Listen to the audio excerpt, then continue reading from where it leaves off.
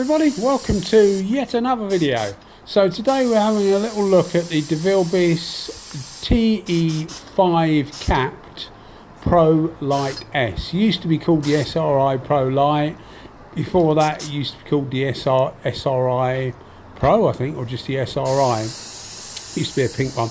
Anyway, the reason for getting this out, this is quite an old video, so apologies for getting the old videos out, but I do sometimes like to get the old videos out and have a look. And the reason for getting this out was that I've just done a video on air consumption on miniguns, and I've got about 12 or 13 different miniguns together, and I've just seen what the air consumption is, etc.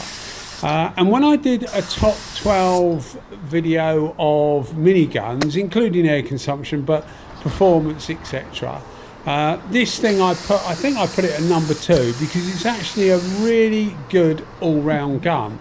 But one of the things that made me dig this video out, because I haven't used this gun for a little while, was putting it through its air consumption test. It's actually really good on air.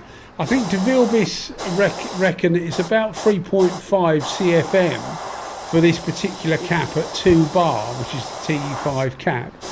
I lent it to a friend who actually had an air consumption meter, so it took the flow of the air and measured the flow of the air, and he measured it at 2 bar at 3.8 CFM. Now that was my benchmark for the air consumption test, to give us something that had been properly checked and tested at a certain consumption.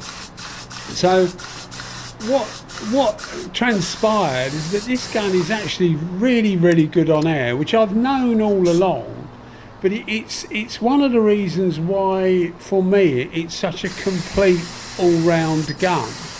And now they've changed the name, they've changed the colour. It used to be gold, but as I say, Pro Lite S it is now.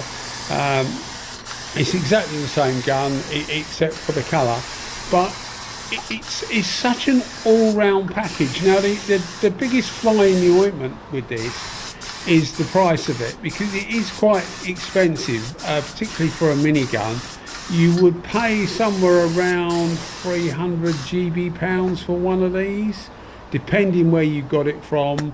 You can get them cheaper. I got this off eBay, brand new, with a 1.4 tip in it. I swapped my 1.2 tip, my SRI Pro Lite with a 1.2 tip. I put in this, and I sold my 1.4 tipped SRI Pro Lite for this, and the difference between the two cost me about £20. So, you know, if you keep your eye out, you can get bargains. People sometimes buy a gun and they don't use it. So, you know, it needn't necessarily be expensive. But back to my original point of it being such a universal package. Now this was a three-stage Honda. I was only actually experimenting at the time, but this is a three-stage Honda paint, which looks quite bland, to be fair.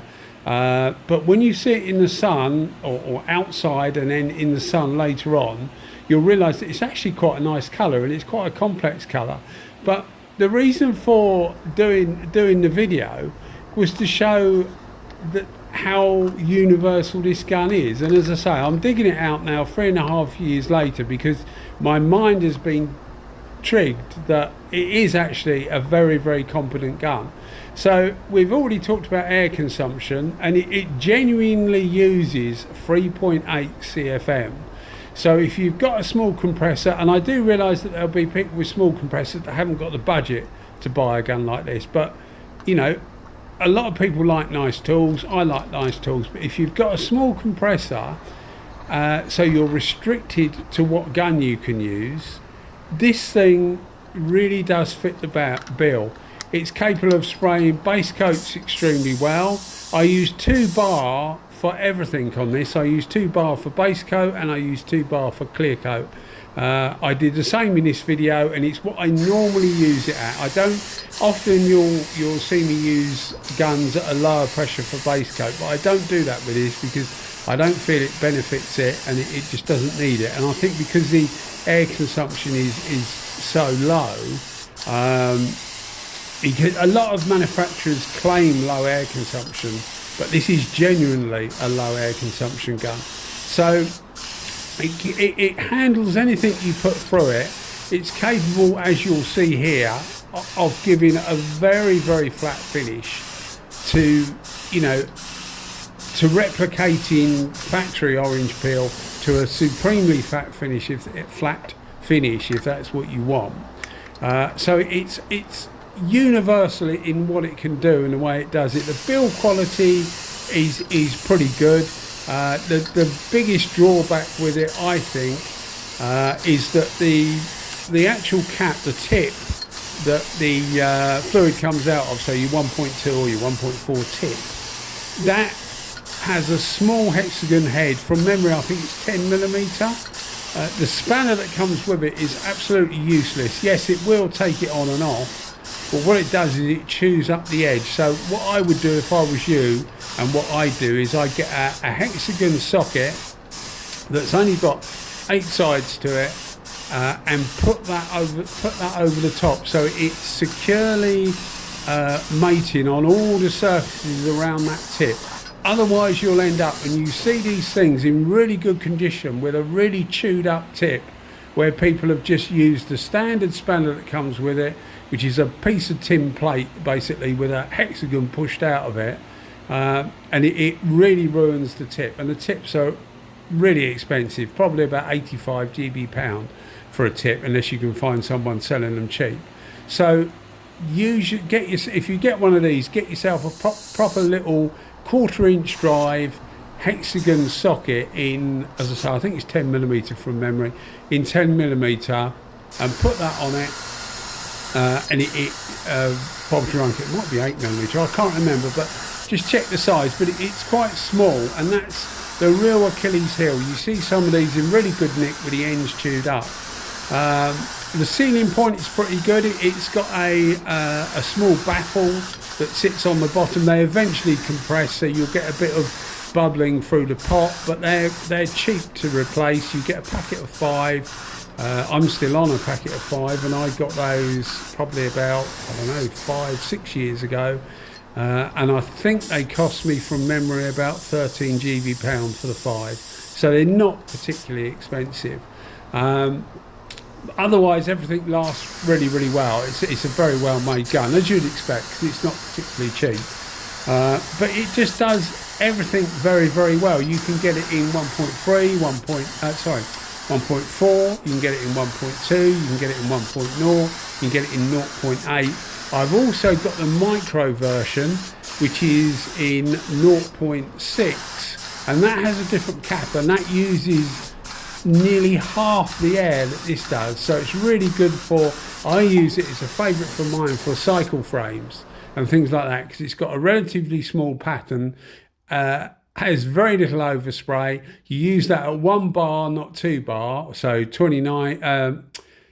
14.5 psi rather than 29 psi, and it does everything superbly. But you can see the finish is excellent, and for something that uses so little air, highly recommended if you can afford it.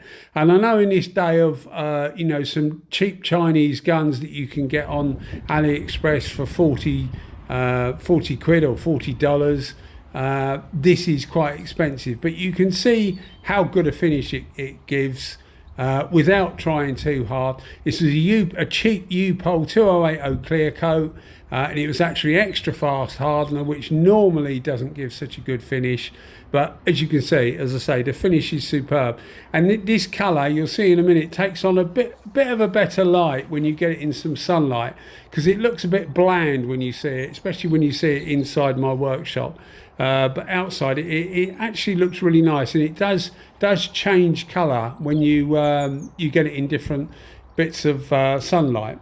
But anyway, I hope you enjoyed the video, guys. As I say, it's an old one, but I thought it was worth putting it up there just so that you can see. And it just reminded me of how good this gun is, seeing how little air consumption it is. So as always, thanks for watching, and if you are enjoying the videos, maybe think about giving us a thumbs up and a subscription, and you keep watching them and I'll keep doing them. Cheers guys, thanks as always, bye bye.